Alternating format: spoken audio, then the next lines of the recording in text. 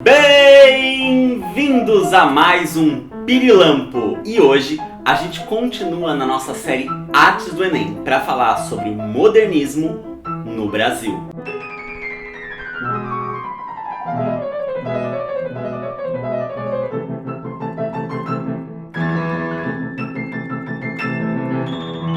Como a gente comentou no nosso último vídeo, o modernismo na Europa pode ser entendido como um movimento de reação contra a figuração e contra o realismo também. E se desdobrou numa série de correntes artísticas chamadas de vanguardas, que basicamente contestavam aquilo que se chamava de belo na arte. Vale lembrar que isso aconteceu numa época de grande efervescência social e econômica, num período marcado por guerras e instabilidade política. E a arte sempre, em todos os períodos, reage aos valores e sentimentos da época, seja por adesão ou por recusa a eles. O começo do século XX no Brasil foi nomeado de República Velha. Nesse período, a gente pode observar um enorme processo de marginalização da negritude. Pessoas que tinham sido escravizadas e que depois de muita resistência e muita luta, pressionaram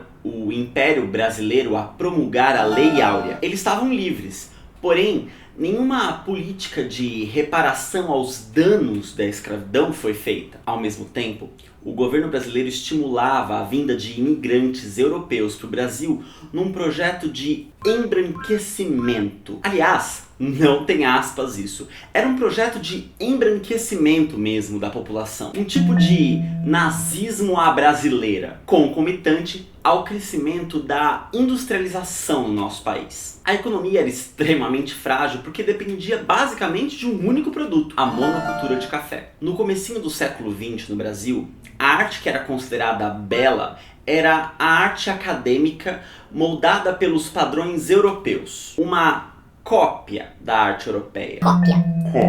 Cópia no sentido de seguir as mesmas regras e estilos. Não importava se fosse ela neoclássica ou romântica. A gente chama isso de sentimento colonizado. Aliás, se quiser saber um pouco mais sobre esse tema, veja o nosso vídeo sobre descolonização na série Artes na Escola. Ai, na Europa tudo é melhor, na Europa tudo funciona. A Europa é tão perfeita, quero ir pra Europa. Lá as pessoas são educadas, as pessoas se respeitam. Eu sou descendente de alemães com italianos, com pedigree. Isso não significa que os pintores e os artistas que estavam no Brasil até o início do século XX não retratassem as pessoas ou as paisagens do Brasil. Eles faziam isso, mas a forma e o estilo eram completamente ditados pelas regras acadêmicas da Europa. Importado mesmo. Nesse contexto, um grupo de escultores, poetas, pintores, músicos, artistas que conversavam muito entre si, começaram a propor mudanças para a arte brasileira. Uma arte que fosse genuinamente brasileira e não só cópia dos modelos europeus. Muitos artistas começaram a experimentar, mostrando novas técnicas, novas formas de abordar as temáticas brasileiras nas pinturas. A Anita Malfatti, por exemplo,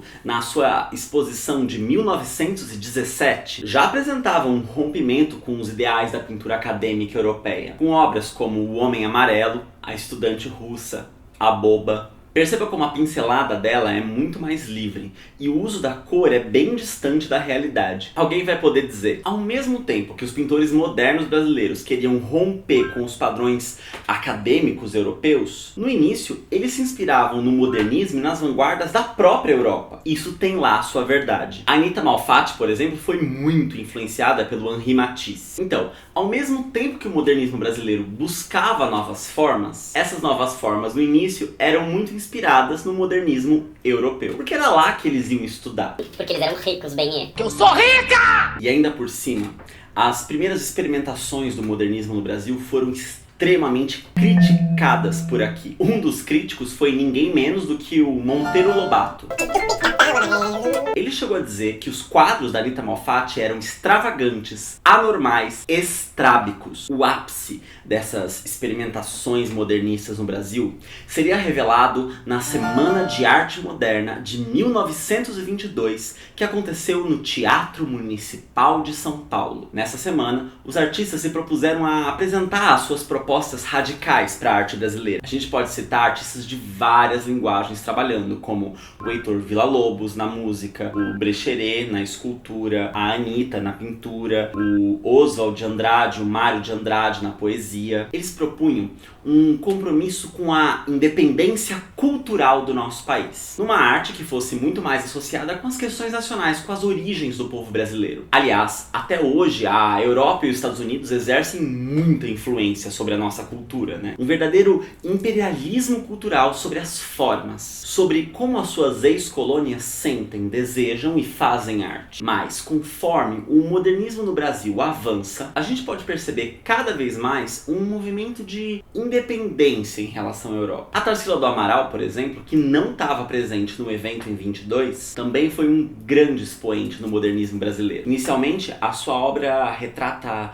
as cidades e a máquina como símbolos da sociedade industrial, com as suas engrenagens tomando conta do trabalho das pessoas. A gente observa isso em obras como EFCB, de 1924, e Agar, de 1925. Mas foi com a obra Abaporu, de 1928, que a Tarsila inspirou o Oswald de Andrade, que era seu companheiro na época, a criar o Manifesto Antropofágico. O movimento da antropofagia é como se fosse assim a expressão máxima do modernismo brasileiro, que era contra a arte brasileira copiar a arte europeia, nesse sentido de que a gente sempre comprasse os enlatados europeus. Assim, esse movimento professava em nome da criação de um estilo brasileiro. Antropofagia significa comer gente. Canibal era uma metáfora para nossa capacidade de assimilar, comer, digerir a arte europeia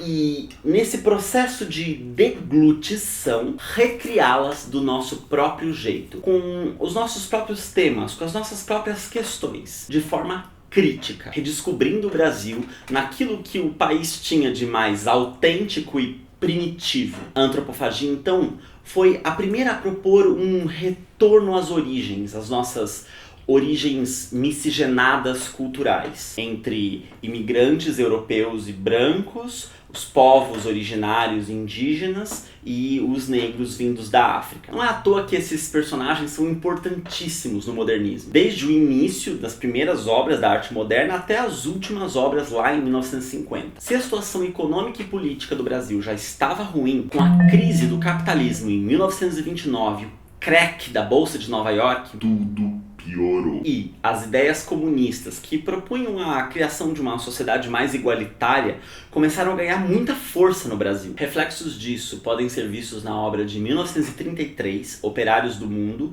da Tarsila do Amaral, mas em especial na obra de um outro artista, o Cândido Portinari. Portinari, como todos os outros artistas modernistas, apresenta muitas influências de outros artistas, como o do Pablo Picasso e o cubismo, e de artistas como o muralista Diego Rivera. Mas ele recria esses movimentos de forma profundamente original. O Lavrador de Café, que já é uma obra de 1934, apresenta uma figura desproporcional, com mãos e pés imensos, ressaltando de maneira expressiva o esforço do trabalho, a importância das mãos e dos pés para o trabalho do lavrador para toda a sociedade. Repara também no tamanho da enxada e na forma como essa figura se impõe na paisagem pelo tratamento das cores. Esse tratamento mais geométrico e expressivo de formas e cores é apresentado de forma ainda mais comovente, dramática, na obra Os Retirantes, de 1944. Nessa obra, os personagens são tratados de forma cadavérica, como se eles fossem só pele e osso. As cores são sombrias e pobres. Observem também o tratamento das roupas dessas personagens. A barriga d'água das crianças e os olhares quase petrificados em lágrimas. Como se eles chorassem lágrimas de pedra. É a representação da miséria do sertão de uma maneira muito poderosa, trazendo a realidade brasileira da época para o centro da produção artística. Se você estiver por São Paulo, não esquece de passar no MASP, na Pinacoteca, onde você vai poder ver algumas das obras bem representativas do modernismo no Brasil. Agora, bora ver como que isso é cobrado no Enem. Essa questão do Enem de 2010 diz assim: após estudar na Europa, Anitta Malfatti retornou ao Brasil com uma mostra que abalou a cultura nacional no início do século XX. Elogiada por seus mestres na Europa, Anitta se considerava pronta para mostrar o seu trabalho no Brasil, mas enfrentou as duras críticas de Monteiro Lobato. Com a intenção de criar uma arte que valorizasse a cultura brasileira, Anitta Malfatti e outros modernistas, a alternativa correta é a alternativa A. Buscaram libertar a arte brasileira das normas acadêmicas europeias, valorizando as cores, a originalidade e os temas nacionais. Depois da nossa aula, essa questão ficou fácil demais, né? Por hoje a gente fica por aqui. Não esquece de curtir esse vídeo, de compartilhar para todos os seus amigos e também de se inscrever aqui no nosso canal. Um beijo para você e até a próxima série.